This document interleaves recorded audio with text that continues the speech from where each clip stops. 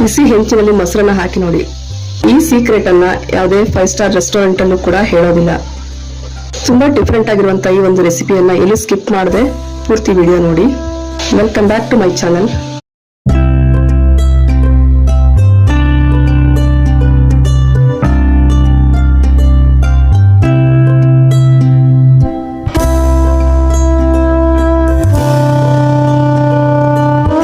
Subscribe ಮಾಡ್ಕೊಂಡು support ಮಾಡಿ, ಹಾಗೆ ಹೊಸ ವಿಡಿಯೋಗಳಿಗಾಗಿ ಬೆಲ್ ಐಕಾನ್ ಕ್ಲಿಕ್ ಮಾಡ್ಕೊಳ್ಳಿ.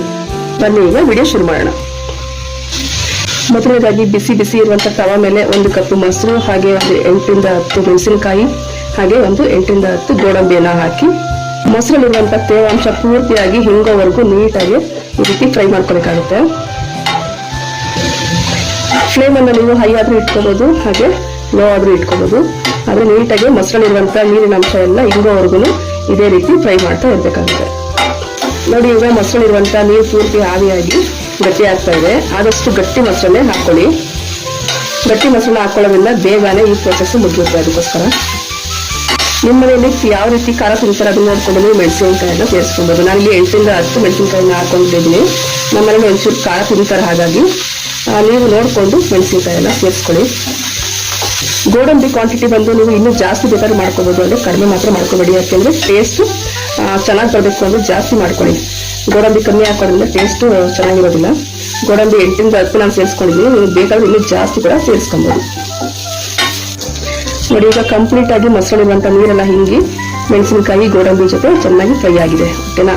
ಇದನ್ನ ಒಂದು ಪ್ಲೇಟ್ ಈಗ ತಕೊಳ್ತೀನಿ.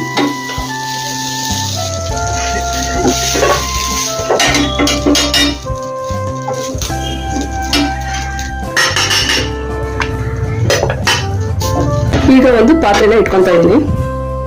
ಈ ತವಾ ಮೇಲೆ ಮೊಸರು ಮತ್ತೆ ಮೆಣಸಿನಕಾಯಿ ಗೋಡಂಬಿ ಹಾಕಿ ಫ್ರೈ ಮಾಡಿದ್ಮೇಲೆ ಏನ್ ಮ್ಯಾಜಿಕ್ ಆಗಿದೆ ಅಂತಂದ್ರೆ, ನೋಡಿ ಪನ್ನೀರ್ ಆದಂಗೆ ನೋಡಿ ಯಾವ ರೀತಿ ಆಗಿದೆ. ಇದೇ ಒಂದು ಟೇಸ್ಟ್ ಕೊಡೋದು ಈ ಒಂದು ಗ್ರೇವಿಗೆ. ತುಂಬಾ ಡಿಫ್ರೆಂಟ್ ಆಗಿರುವಂತ ಒಂದು ರೆಸಿಪಿ. ಖಂಡಿತ ಯಾರು ಕೂಡ ಸ್ಕಿಪ್ ಮಾಡದೆ ವಿಡಿಯೋ ನೋಡಿ. ಪಾತ್ರೆನ ಇಟ್ಕೊಂಡು ಸ್ಟವ್ ಹಚ್ಚಾದ್ಮೇಲೆ ಸ್ವಲ್ಪ ಎಣ್ಣೆ ಹಾಕೊಳ್ಳಿ. ಸ್ವಲ್ಪ ಸೋಂಪನ್ನ ಹಾಕ್ತಾ ಇದೀನಿ.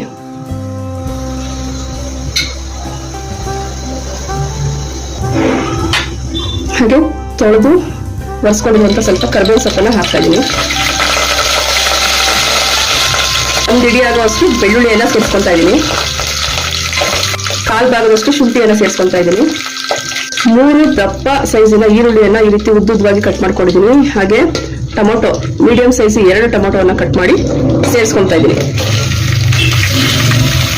ಇದೆಲ್ಲ ಬೇಗನೆ ಫ್ರೈ ಆಗ್ಬೇಕು ಅಂತ ಹೇಳಿದ್ರೆ ಸ್ವಲ್ಪ ಸಾಲ್ಟ್ ಅನ್ನ ಸೇರಿಸ್ಕೊಂಡು ಚೆನ್ನಾಗಿ ಫ್ರೈ ಮಾಡ್ಕೋಬೇಕು. ಟೊಮೊಟೊ ಎಲ್ಲ ಚೆನ್ನಾಗಿ ಫ್ರೈ ಆಗ್ಬೇಕು. ನೋಡಿ, ಈರುಳ್ಳಿ ಮತ್ತೆ ಟೊಮೊಟೊಗೆ ಸ್ವಲ್ಪ ಉಪ್ಪನ್ನ ಸೇರಿಸಿದ ತಕ್ಷಣ ಯಾವ ರೀತಿ ನೀರು ಬಿಡ್ತಾ ಇದೆ ಅಂತೇಳಿ, ಇದೇ ರೀತಿ ಒಂದು 5 ನಿಮಿಷ ಚೆನ್ನಾಗಿ ಟೊಮೊಟೊ ಸಾಫ್ಟ್ ಆಗೋ ತನಕ ಫ್ರೈ ಆಗಬೇಕು. ನೋಡಿ, ಈರುಳ್ಳಿ ಮತ್ತೆ ಟೊಮೊಟೊ ಎಷ್ಟು ಸಾಫ್ಟ್ ಆಗಿದೆ ಅಂತ ನೋಡಿ.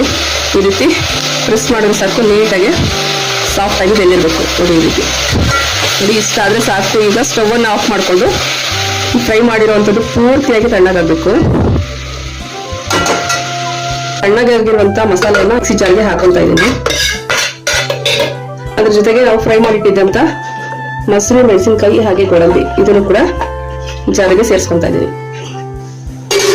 ಈಗ ಇದನ್ನ ಫೈನ್ ಪೇಸ್ಟ್ ಆಗಿ ಮಸಾಲೆ ರೆಡಿ ಮಾಡ್ಕೋಬೇಕು.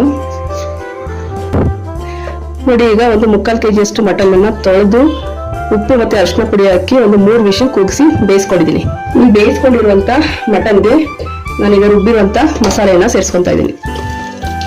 ಸ್ಪೆಷಲ್ ಆಗಿರುವಂತ ರೆಸಿಪಿ ಇದು. ತುಂಬಾನೇ ಟೇಸ್ಟಿಯಾಗಿ ಡಾಬಾ ಸ್ಟೈಲ್ ಅಲ್ಲಿ ತುಂಬಾನೇ ಚೆನ್ನಾಗಿರುತ್ತೆ. ಎಲ್ಲೂ ಕೂಡ ಸ್ಕಿಪ್ ಮಾಡದೆ ವಿಡಿಯೋ ನೋಡಿ ಪೂರ್ತಿಯಾಗಿ. ಮಸಾಲೆ ಎಲ್ಲ ಸೇರಿಸ್ಕೊಂಡಾದ್ಮೇಲೆ ಒಂದು ಮಿಕ್ಸ್ ಅನ್ನ ಕೊಡಿ. ಈಗ ಇದಕ್ಕೆ ಎಷ್ಟು ಬೇಕು ಅಷ್ಟು ನೀರನ್ನ ನೋಡ್ಕೊಂಡು ಸೇರಿಸ್ಕೊಂತಾ ಇದೀನಿ. ಮಸಾಲೆ ರುಬ್ಬಿರುವಂತ ಜಾರಿಗೆನೆ ಸ್ವಲ್ಪ ನೀರನ್ನ ಹಾಕಿ ಸೇರಿಸ್ಕೊಂತಾ ಇದೀನಿ. ಈಗ ತುಂಬಾ ತೆಳುವಾಗಬಾರ್ದು, ತುಂಬಾ ಗಟ್ಟಿನೂ ಆಗಬಾರ್ದು.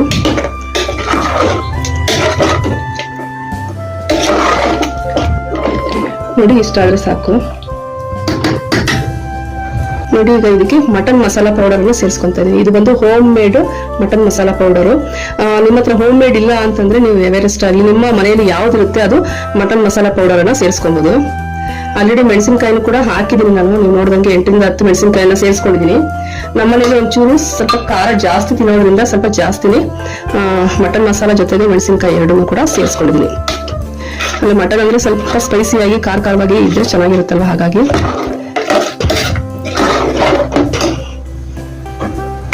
ಹಾಗೆ ಇದ್ರ ಜೊತೆಗೆ ಮಟನ್ ಬೇಯಿಸುವಾಗ ಉಪ್ಪು ಹಾಕಿ ನಾನು ಬೇಯಿಸ್ಕೊಂಡಿದ್ದೀನಿ. ಈಗ ಮಸಾಲೆಗೆ ಎಷ್ಟು ಬೇಕೋ ಅಷ್ಟು ನೋಡ್ಕೊಂಡು ಉಪ್ಪನ್ನು ಕೂಡ ಸೇರಿಸ್ಕೊಂಡಿದ್ದೀನಿ. ಮಸಾಲೆ ಎಲ್ಲ ಸೇರಿಸಿದ್ಮೇಲೆ ಒಂದು 5 ರಿಂದ 6 ನಿಮಿಷ ಸಣ್ಣ ಫ್ಲೇಮ್ ಅಲ್ಲೇ ಚೆನ್ನಾಗಿ ಮಸಾಲೆ ಮತ್ತೆ ಮಟನ್ ಎಲ್ಲ ಉಪ್ಪು ಖಾರ ಇಳಿಯೋ ತನಕ ಚೆನ್ನಾಗಿ ಕುದಿಸ್ಕೊಬೇಕು. ಲಾಸ್ಟ್ಗೆ ಸ್ವಲ್ಪ ಕಟ್ ಮಾಡಿರುವಂತ ಕೊತ್ತಂಬರಿಯನ್ನ ಸೇರಿಸ್ತಾ ಇದ್ದೀನಿ. ನೋಡಿ, ಈಗ super tasty dhaba style mutton gravy ರೆಡಿಯಾಗಿದೆ.